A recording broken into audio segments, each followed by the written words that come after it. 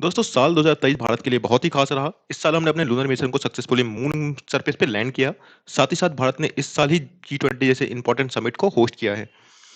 देखिए ये जो समिट है ये बहुत ही खास रहा इस बात में कि क्योंकि यहाँ पे पहली बार इतने बड़े लेवल पे पार्टिसिपेशन किया गया है डेलीगेट्स के द्वारा।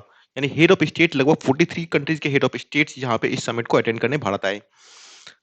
साथ ही साथ एक और खास चीज इस समिट में जुड़ गई कि पहली बार G20 मेंबर्स का इसी समिट में एक्सपेंशन हुआ है। यानी G20 में एक और मेंबर्स को ऐड किया गया है जो कि है अफ्रीकन यूनियन। अफ्रीकन यूनियन को इस समिट में परमानेंट मेंबरशिप दे दी गई है G20 की। ठीक है, अब देखो अफ्रीकन यूनियन की अगर बात करें तो अफ्रीकन यूनियन एक वो खुद में ही एक बहुत बड़ा रिप्रेजेंटेशन है। लगभग 55 कंट्रीज का ये एक समूह है, यूनियन है। साथ ही साथ यहाँ पे वो लगभग 1.4 बिलियन पॉपुलेशन रहती है। और अगर जीडीपी की बात करें तो जीडीपी इसकी लगभग $3 ट्रिलियन है। अफ्रीकन यूनियन में जो कंट्रीज हैं उन सबको मिला दें तो टोटल $3 ट्रिलियन की इकोनॉमी ये बनती है। साल G20 का जो थीम है ये रहा है वसुधैव कुटुंबकम, जो कि हमारे उपनिषद से लिया गया है, जिसका मतलब है one earth one family one future, यानी कि एक पृथ्वी एक परिवार एक भविष्य। अब G20 के मेंबर्स को देख लेते हैं। देखो G20 जो है ना 20 बड़ी मेजर इकोनॉमीज वर्ल्ड की उसका एक समूह है, उसका एक ग्रुपिंग्स है। इसमें टोटल 19 कंट्रीज हैं प्लस एक यूरोपियन यूनियन, मिला के ये टोटल 19 इकोनॉमीज का समूह बनता है। अब इसमें जो टोटल जो मेंबर्स हैं उसको हमने यहाँ पे मेंशन कर लिया है। देखो इसको भी याद कर सकते हैं क्योंकि ये बहुत इंपॉर्टेंट है, एग्जाम्स में डायरेक्टली इससे क्वेश्चन ऑब्जेक्टिव में देखने को मिल जाते हैं। इसको याद करना देखो बहुत ही सिंपल है, मैं आपको बता रहा हूँ। इसको आप कॉन्टिनेंट वाइज याद करोगे तो आप बहुत सिंपली याद कर सकते हो। जैसे आप एग्जांपल के थ्रू ले कि पहला आप कॉन्टिनेंट ऑस्ट्रेलिया लेते हो तो ऑस्ट्रेलिया से सिर्फ एक रिप्रेजेंटेशन है, ऑस्ट्रेलिया खुद। अफ्रीका की बात करें तो अफ्रीका से भी एक रिप्रेजेंटेशन है, साउथ अफ्रीका। अगर साउथ अमेरिका की बात करें तो यहाँ पे दो रिप्रेजेंटेशन है। नॉर्थ अमेरिका की बात करें तो यहाँ पे तीन कंट्रीज हैं इस समिट में, इस ग्रुप्स में। अगर हम यूरोप की बात करें तो यूरोप से पांच रिप्रेजेंटेशन है। एशिया की बात करें तो एशिया से सात और एक यूरोपियन यूनियन। ठीक है, और ये हैं head of states member countries के, जो कि G20 समिट को पार्टिसिपेट करने के लिए भारत आए हैं। सिवाय अगर चाइना के प्रेसिडेंट को छोड़ें और रशियन प्रेसिडेंट व्लादिमीर पुतिन को छोड़ दें तो बाकी सबने इस G20 के समिट को पार्टिसिपेट किया था। रशियन प्रेसिडेंट का अपना ऑब्वियस रीजन दिया गया कि वहाँ पे क्योंकि कॉन्फ्लिक्ट चल रही है यूक्रेन के साथ, तो इसलिए वो नहीं आ पाए। लेकिन इनके जो फॉरेन मिनिस्टर हैं सर्गे लेवरोव, वो आए थे इनके बदले। चाइना के प्रेसिडेंट भी भारत नहीं आए और उनके बदले चाइना के जो प्रेमियर है ली कियांग, उन्होंने इनके जगह पे पार्टिसिपेट किया मीटिंग को। चाइना का देखो अपना कारण दिया गया है कि वहाँ की इकोनॉमिक कंडीशन सही नहीं है, साथ साथ वहाँ पे कुछ इंटरनल इशू चल। देखिए सी जिनपिंग के नहीं आने का एक और कारण बताया गया है कि भारत ने अपने कुछ G20 के जो मीटिंग्स हैं उसको जम्मू कश्मीर में रखा है और अरुणाचल प्रदेश में रखा। अगर ये मीटिंग्स में आते हैं, G20 समिट में आते हैं, तो एक तरह से लेजिटिमेसी दे देगी अरुणाचल प्रदेश को कि ये भारत का ही पार्ट है। ठीक है, तो ये भी एक कारण बताया जा रहा है कि हाँ इनके नहीं आने का ये भी कारण है। हालांकि कहीं से भी ऑफिशियली ऐसी कहीं जानकारी नहीं दी गई है। अब देखते हैं G20 मेंबर्स जो है वर्ल्ड में क्या कंट्रीब्यूट करते हैं। सबसे पहले देखिए इनका जो जीडीपी है ये वर्ल्ड का 85% जीडीपी कवर करते हैं इनके मेंबर कंट्रीज। ठीक है, यानी कि सकल घरेलू उत्पाद जो है 85% है पूरे वर्ल्ड का। ठीक है, साथ ही साथ ये इंटरनेशनल ट्रेड यानी अंतर्राष्ट्रीय व्यापार का 75% जो है ट्रेड वो होता है G20 मेंबर कंट्रीज के द्वारा। और टोटल ग्लोबल पॉपुलेशन का 2/3 जो है वो सिर्फ G20 मेंबर कंट्रीज में ही रहते हैं। और ग्लोबल एरिया का half area, nearly half area जो है G20 के पास ही है। ठीक है, ये सारे जो डाटा है अफ्रीकन यूनियन के G20 के पार्ट बनने से पहले का डाटा है। ठीक है, इसको ध्यान रखना है आपको। अब देखते हैं G20 जो है वो फॉर्मेशन कैसे हुई थी। देखिए सबसे पहले 1997-98 में एशिया में एक आर्थिक संकट आई थी, यानी इकोनॉमिक क्राइसिस आई थी, जिसने एशिया के इकोनॉमिक कंडीशन को बहुत बुरी तरीके से इम्पैक्ट किया था। उसके बाद जो वर्ल्ड के जो बड़े इकोनॉमीज हैं उन्होंने ऐसा सोचा कि इंटरनेशनल इकोनॉमिक कोऑपरेशन के लिए एक ऐसे प्लेटफॉर्म की जरूरत है जहां पे फाइनेंशियल क्राइसिस को टैकल किया जा सके, निपटा जा सके। ठीक है, जिसके ही फलस्वरूप परिणाम स्वरूप G20 जो है 1999 में फॉर्म होता है, जिसमें कि G7 के सातों मेंबर्स और वर्ल्ड के इसके अलावा जो बड़े बड़े इकोनॉमीज हैं उनको इंक्लूड किया गया, साथ ही साथ यूरोपियन यूनियन को मिला के G20 फॉर्म किया गया। ठीक है, तो यहाँ से G20 की जो मेंबरशिप में जो ग्रुप है यहाँ से फॉर्म होता है और आगे जो मीटिंग होती है इनकी मेनली फाइनेंशियल मैटर्स पे ही होती है, क्योंकि फाइनेंशियल क्राइसिस के बेस पे ही बनाया गया था। तो जो मीटिंग होती थी स्टार्टिंग में सिर्फ फाइनेंस मिनिस्टर और जो मेंबर कंट्रीज के जो सेंट्रल बैंक्स हैं उनके जो चीफ्स हैं वही मीटिंग अटेंड करते थे और फाइनेंशियल मैटर पे ही जनरली डिस्कशन होती थी। लेकिन इसके बावजूद ये 2008 के इकोनॉमिक क्राइसिस से निपटने में पूरी तरह से फेल रहा, तो इसके इफेक्टिवनेस पे क्वेश्चन उठने लगे।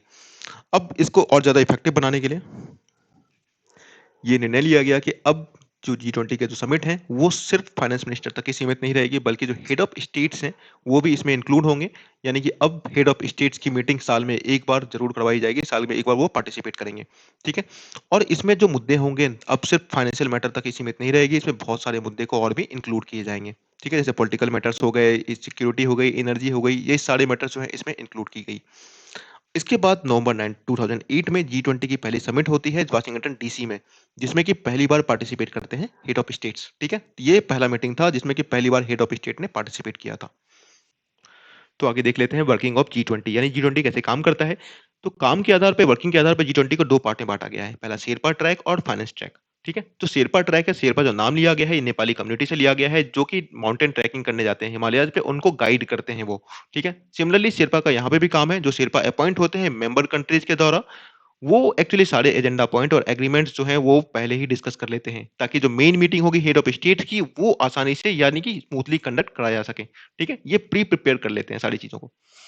अब इनके पास जो पॉइंट्स होते हैं, जो डिस्कस की जाती है, वो है पॉलिटिकल एंगेजमेंट यानी कि राजनीतिक सहभागिता, एंटी करप्शन, भ्रष्टाचार निरोध, डेवलपमेंट यानी विकास या एनर्जी। इन सारे मुद्दे जो हैं इसके अंतर्गत आते हैं। दूसरा जो है ये फाइनेंस ट्रैक है, ये मेनली फाइनेंशियल मुद्दों पे यहाँ पे चर्चा होती है, जो कि अटेंड की जाती है फाइनेंस मिनिस्टर्स और जो मेंबर कंट्रीज के जो सेंट्रल बैंक है, उसके जो चीफ होते हैं, वो ही मेनली इस मीटिंग को अटेंड करते हैं। और इसमें जो पॉइंट्स होते हैं, वो मॉनेटरी पॉलिसीज, मौद्रिक नीतियां, फिस्कल इश्यूज, राजकोषीय मुद्दे और फाइनेंशियल रेगुलेशन जैसे मुद्दे होते हैं, ठीक है?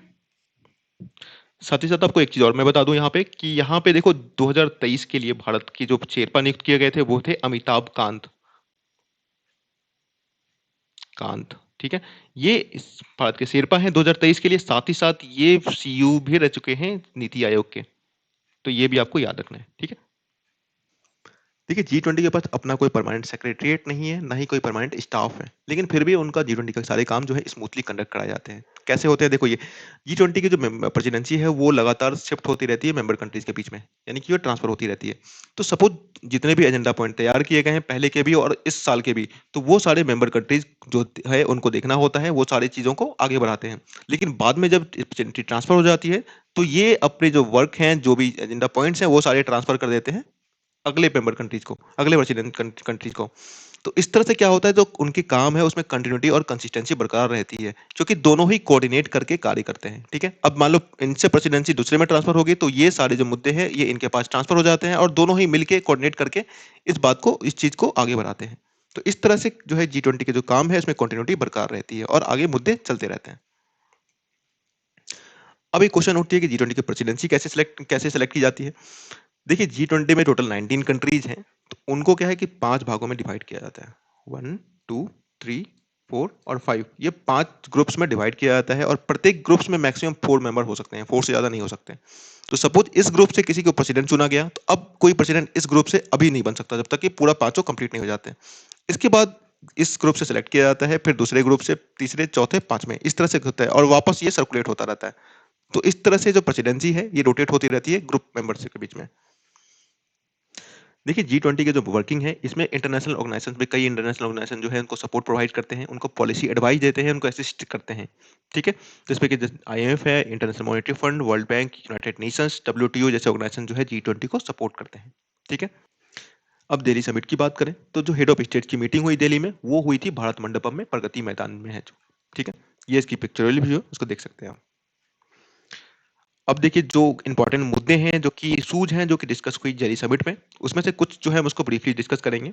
इससे रिलेटेड एक सेपरेट वीडियो लेके आऊंगा मैं, जिसमें कि हम डिटेल चर्चा करेंगे जो मुद्दे हैं, क्योंकि ये आपके एग्जाम्स के लिए, स्पेशली मेंस के लिए बहुत इंपॉर्टेंट होगा। तो उसको हम डिटेल से वहां पे चर्चा करेंगे। अभी हम ओवरव्यू कर लेते हैं, यहाँ पे ब्रीफ में देख लेते हैं सारे मुद्दे को। देखिए पहला जो मुद्दा था ये था कि more loans to global south nations by multilateral institutions. यहाँ पे ज्यादा लोन प्रोवाइड करने की बात की गई है ग्लोबल साउथ नेशंस, ये एक इंपॉर्टेंट टर्म है, इसको ध्यान रखना है आपको। देखो ग्लोबल साउथ नेशन, जो साउथ नेशंस है उसमें मेनली जो कंट्रीज है या तो डेवलपिंग कंट्रीज है, पुअर कंट्रीज है, कुछ को छोड़ दें तो वो डेवलप्ड कंट्रीज हैं, बाकी मेनली कंट्री जो है ऐसे ही है। तो उनको डेवलपमेंट एस्पिरेशन को पूरा करने के लिए फाइनेंशियल असिस्टेंस की जरूरत होती है। तो इसको यहाँ पे इस चीज को जो एक तरह से दूर करने के लिए वर्ल्ड बैंक और IMF जैसे जो मल्टीलेटरल ऑर्गेनाइजेशंस हैं, उनको ज्यादा लोन प्रोवाइड करने की बात की गई है, ठीक है? ये जो कंट्रीज देख रहे हैं नीचे की जो रेड कलर में है, ये सारे के सारे ग्लोबल साउथ नेशंस के अंतर्गत आते हैं, ठीक है? हमारा अगला एजेंडा पॉइंट है reformation in international debt architecture, यानी अंतरराष्ट्रीय ऋण संरचना में सुधार। अब इसको एग्जांपल से समझते हैं। देखो, श्रीलंका में फाइनेंशियल क्राइसिस आई थी और उसने लोन ले रखा था मल्टीलेटरल इंस्टीट्यूशन से बहुत सारा, लेकिन बाद में ये रीपे करने में बिल्कुल फेल रहा था। तो यहाँ पे यही बात कर रही है कि जो डेट वल्नरेबिलिटीज होती है डेवलपिंग नेशंस की, वो लोन ले लेते हैं लेकिन चुका पाने में असमर्थ रहते हैं। तो उनको एक्चुअली ऐसा हेल्प किया जाए, उनको ऐसा पॉलिसी हेल्प प्रोवाइड किया जाए ताकि वो क्या है कि अपनी इकोनॉमिक कंडीशन को सही करके वापस लोन को रीपे कर सकें।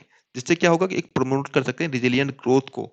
ठीक है, नहीं तो क्या होगा, डेट लेंगे और डेट चुका नहीं पाएंगे तो वो जो स्ट्रक्चर्ड है वो पूरी तरीके से चरमरा जाएगी, खराब हो चुकी। तो इसको बेहतर करने की यहाँ पे बात की गई है। इसके बाद की गई regulation on crypto currency. Crypto currency की को रेगुलेट करने की बात भी यहाँ पे की गई है। देखो, अभी तक क्रिप्टो करेंसी जो ट्रांजेक्शन होते हैं उसमें गवर्नमेंट का कोई बहुत बड़ा रूल्स या रेगुलेशंस गवर्नमेंट की तरफ से है नहीं। ठीक है, कोई भी ऐसा रेगुलेटिंग बॉडी गवर्नमेंट ने ऐसा फॉर्म नहीं किया है। तो इंटरनेशनल फोरम पे ऐसी बात की गई है कि एक रेगुलेशन लाने की बात की गई है ताकि क्रिप्टो करेंसी को भी कंट्रोल किया जा सके, नियंत्रित किया जा सके। अब देखो, क्रिप्टो करेंसी अभी नियंत्रित ना होने के कारण बहुत सारी इलीगल एक्टिविटीज जो है क्रिप्टो करेंसी के थ्रू होती हैं, जैसे कि टेरर फंडिंग, मनी लॉन्ड्रिंग जैसे एक्टिविटीज हो सकते हैं। तो इनको कर्व करने के लिए, इनको रोकने के लिए इसको रेगुलेशन में लाने की बात यहाँ पे की गई है। साथ ही साथ impact on Jio politics on food and energy security, ये तो हमेशा से मुद्दा रहा है। ठीक है, तो ये भी यहाँ पे इस बातों को भी यहाँ पे इंक्लूड किया गया था। अब रशिया यूक्रेन कॉन्फ्लिक्ट की बात करें तो इससे रिलेटेड भी बातें यहाँ पे हुई है। देखो, इसको आप ऐसे समझिए, जो वेस्टर्न नेशंस है वो हमेशा ऐसे फॉरम का यूज करके रसिया को एक तरह से कहा है तो क्रिटिसाइज करने की कोशिश करती है ताकि वो पॉलिटिकली आइसोलेट हो जाए। ठीक है, तो यहाँ पे क्या हुआ है कि पीएम ने सीधा सीधा कहा है कि एंडिंग ग्लोबल ट्रस्ट डिफिसिट। ठीक है, यानी कि अभी जो वैश्विक विश्वास में जो कमी आ गई है उसको खत्म करने की बात की है। ठीक है, साथ ही साथ उन्होंने स्ट्रेस दिया इस बातों पे, इस पे जोर दिया कि अभी का जो युग है ये युद्ध का नहीं होना चाहिए। ठीक है, जो भी मुद्दे हैं उनको शांतिपूर्वक सुलझाना चाहिए और चार्टर को फॉलो करना चाहिए यूएन के।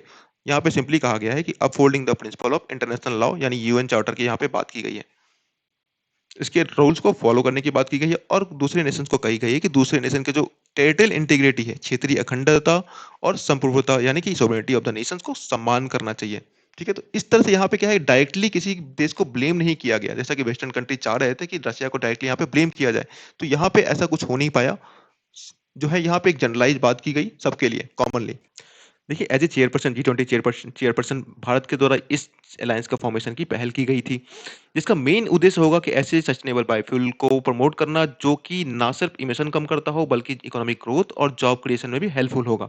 इसके साथ साथ रोबस्ट स्टैंडर्ड सेट करने की बात की गई है और बायोफ्यूल प्रोडक्शन को इनकरेज करने के लिए, प्रमोट करने के लिए जो पार्टिसिपेशन है उनको इनकरेज करने की भी वहां पे बात की गई है। ठीक है, इसके अलावा एक और बहुत इंपॉर्टेंट जो G20 इवेंट था वो था सांस्कृतिक बैठक, यानी कल्चरल मीटिंग G20 की। ठीक है, इसका जो आखिरी मीटिंग हुआ था वो हमारे प्रधानमंत्री श्री नरेंद्र मोदी जी के द्वारा कंक्लूड किया गया था, जो कि हुई थी वाराणसी, उत्तर प्रदेश में।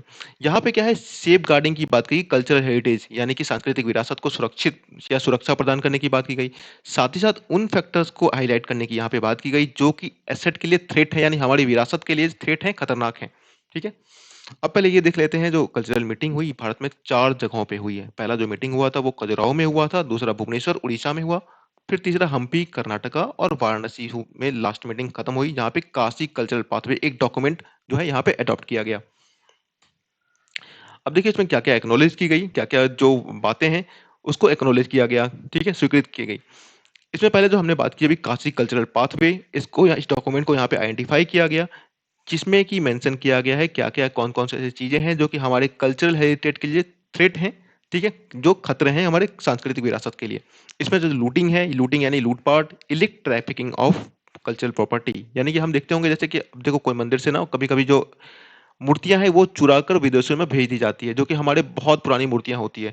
तो उसको भी यहाँ पे एक थ्रेट के रूप में लिया गया है। साथ ही साथ डिस्ट्रक्शन ऑफ कल्चरल साइट, यानी कि सांस्कृतिक स्थलों को नष्ट करना, ये सब जो है हमारे कल्चर सांस्कृतिक विरासतों के लिए खतरा इस जो डॉक्यूमेंट है इसमें बताया गया है।